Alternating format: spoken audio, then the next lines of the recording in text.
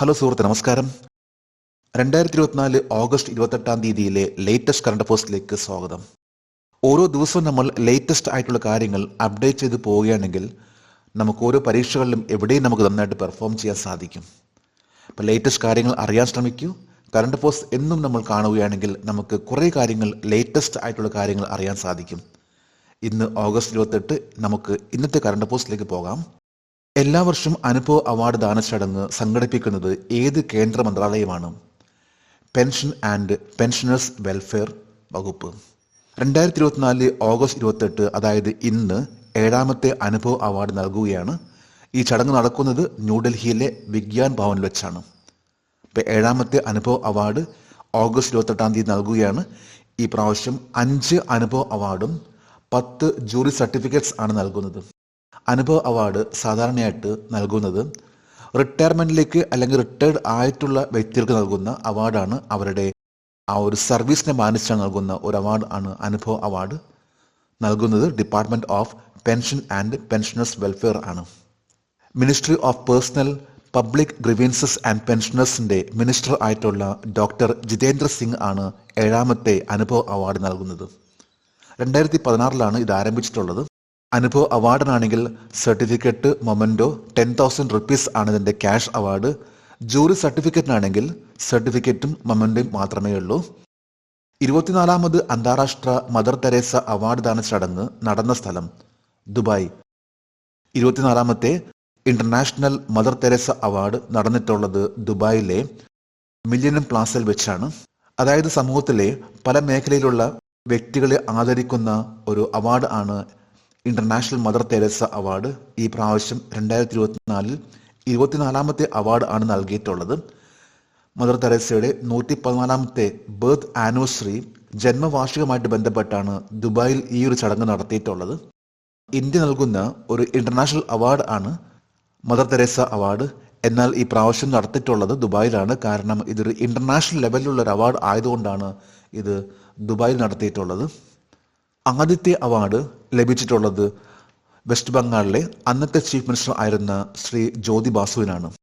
Saint mother തെരേസയുടെ 114ാമത്തെ ജന്മദിനവുമായി ബന്ധപ്പെട്ടാണ് 24ാമത്തെ award ceremony ദുബായിൽ വെച്ച് നടന്നിട്ടുള്ളത്. ICCയുടെ അടുത്ത സ്വതന്ത്ര ചെയർ ആയി തിരഞ്ഞെടുക്കപ്പെട്ടത് ആരാണ്? ജയ്ഷ. ഇപ്പോഴത്തെ BCCI സെക്രട്ടറി ആയിട്ടുള്ള ജയ്ഷ ഇന്റർനാഷണൽ ക്രിക്കറ്റ് കൗൺസിലിന്റെ ചെയർമാനായിട്ട് ഇലക്റ്റഡായി. 2019 ഒക്ടോബറിലാണ് ജയ്ഷ BCCIയുടെ സെക്രട്ടറി ആയിട്ട് ഇലക്റ്റഡ് ആയിട്ടുള്ളതും. 2021 മുതൽ ഏഷ്യൻ ക്രിക്കറ്റ് കൗൺസിലിന്റെ ചെയർ എന്ന സ്ഥാനം നോക്കുകയും ഇപ്പോൾ ലേറ്റസ്റ്റ് ആയിട്ട് പറയുമ്പോൾ ഇന്റർനാഷണൽ ക്രിക്കറ്റ് കൗൺസിൽ ICCയുടെ ചെയർമാൻ സ്ഥാനത്തേക്കാണ് ജയ്ഷ എത്തിയിട്ടുള്ളത്. ഇപ്പോഴത്തെ നിലവിലെ ചെയർമാൻ ആണ് ഗ്രെഗ് ബാർക്ലേ. അദ്ദേഹം 3ാമത്തെ ടേമിലേക്ക് മത്സരിക്കുന്നില്ല എന്നതുകൊണ്ടാണ് ഇപ്പോൾ നടന്നിട്ടുള്ള ഇലക്ഷനിൽ അദ്ദേഹം വിജയിച്ചിട്ടുള്ളത്. എതിരില്ലാതെയാണ് ജയ്ഷ ICC ചെയർമാൻ ആയിട്ടുള്ളത്. കേന്ദ്ര ആഭ്യന്തരമന്ത്രി അമിത്ഷായുടെ മകനാണ് ജയ്ഷ. നിലവിൽ ഇന്ത്യയുടെ 31ാമത്തെ ആഭ്യന്തരമന്ത്രിയാണ് അമിത്ഷാ. കൂടാതെ തന്നെ പറയുമ്പോൾ ആദ്യത്തെ സഹകരണ മന്ത്രിയും കോർപ്പറേഷൻ മിനിസ്റ്ററുമാണ്.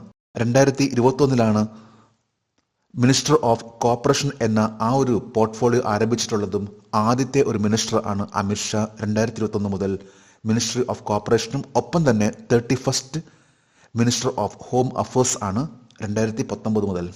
അദ്ദേഹത്തിന്റെ മകനാണ് നിലവിൽ ഇപ്പോൾ ഇലക്റ്റഡ് ആയിട്ടുള്ള ICCയുടെ ചെയർമാൻ ജയ്ഷ.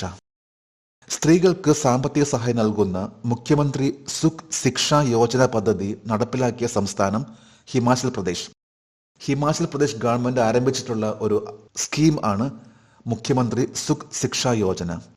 ഈ വർഷം 53.21 കോടി രൂപയാണ് അനുവദിച്ചിട്ടുള്ളത്. അതായത് വിധവകൾ, നിരാലംബരായിട്ടുള്ള സ്ത്രീകൾ, വിവാഹമോചിതരായിട്ടുള്ള സ്ത്രീകൾ, വികലാംഗരായിട്ടുള്ള രക്ഷിതാക്കൾ എന്നിവർക്ക് അവരുടെ കുട്ടികളുടെ വിദ്യാഭ്യാസത്തിനും ക്ഷേമത്തിനും വേണ്ടി സാമ്പത്തിക സഹായം നൽകുന്ന ഒരു സ്കീം ആണ് മുഖ്യമന്ത്രി സുഖ് ശിക്ഷാ യോജന. ഈ ഒരു സ്കീമിലേക്ക് പ്രതിവർഷം 1 ലക്ഷം രൂപയിൽ കവിയാത്ത കുടുംബ വരുമാനമുള്ള വ്യക്തികളും ഈ ഒരു പദ്ധതിയിൽ പെടുന്നുണ്ട്. ഹിമാചൽ പ്രദേശിനെ കുറിച്ച് പറയുകയാണെങ്കിൽ ഇതിന്റെ ക്യാപിറ്റൽ ആണ് ഷില്ലോങ്. ഹിമാചൽ പ്രദേശിന്റെ ചീഫ് മിനിസ്റ്റർ സുഖ്വിന്ദർ സിംഗ് സുക്കു. ആ സംസ്ഥാനത്തിന്റെ ഗവർണർ ആണ് ശ്രീ പ്രതാപ് ശുക്ല. 1971 ജനുവരി 25 ഹിമാചൽ പ്രദേശ് രൂപീകൃതമായിട്ടുള്ളത്. 2024 വനിതാ T20 ലോകകപ്പിൽ ആരായിരിക്കും ഇന്ത്യൻ ടീമിന്റെ captain? Harmanpreet Kaur. 2024 women's T20 world കപ്പിന് വേണ്ടി ഇന്ത്യൻ ടീമിന്റെ ക്യാപ്റ്റനെ തിരഞ്ഞെടുത്തു. ഇന്ത്യൻ ടീമിന്റെ ക്യാപ്റ്റൻ ആണ് ഹർമൻപ്രീത് കൗർ. Vice captain Smriti Mandhana.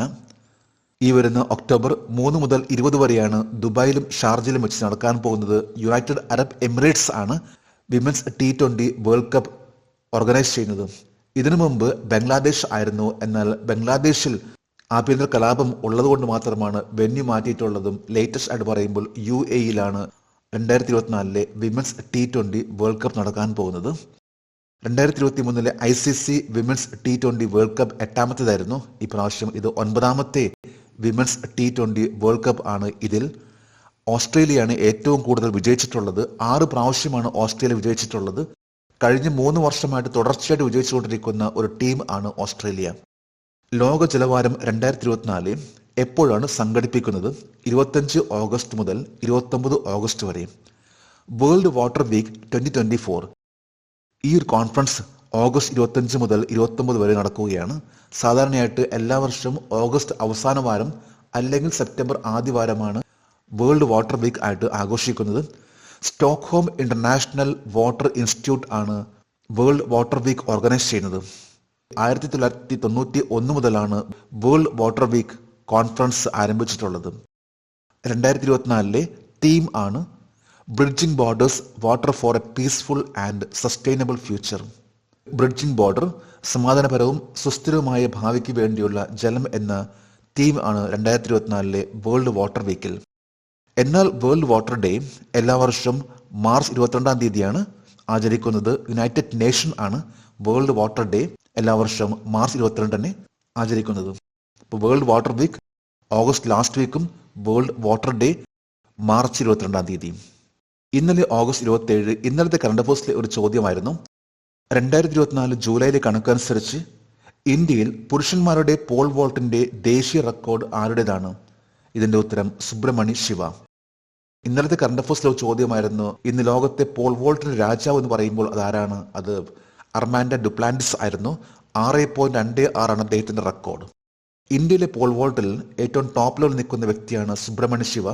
അദ്ദേഹത്തിന്റെ പോൾ വോൾട്ടിലെ ചാട്ടം 5.31 മീറ്റർ ആണ്. ജേഡിസ് കറണ്ട് അഫയേഴ്സിന്റെ ഇന്നലത്തെ ഈ ചോദ്യത്തിന് മറുപടി നൽകിയിട്ടുള്ള ഓരോരുത്തർക്കും ജേഡിസ് കറണ്ട് അഫയേഴ്സിന്റെ ആശംസകൾ. നമുക്ക് ഇന്നത്തെ കറണ്ട് അഫയേഴ്സ് ഒന്നുകൂടി റിവൈസ് ചെയ്യാം. എല്ലാ വർഷവും അനുഭവ അവാർഡ് ദാന ചടങ്ങ് സംഘടിപ്പിക്കുന്നത് ഏത് കേന്ദ്ര മന്ത്രാലയമാണ്?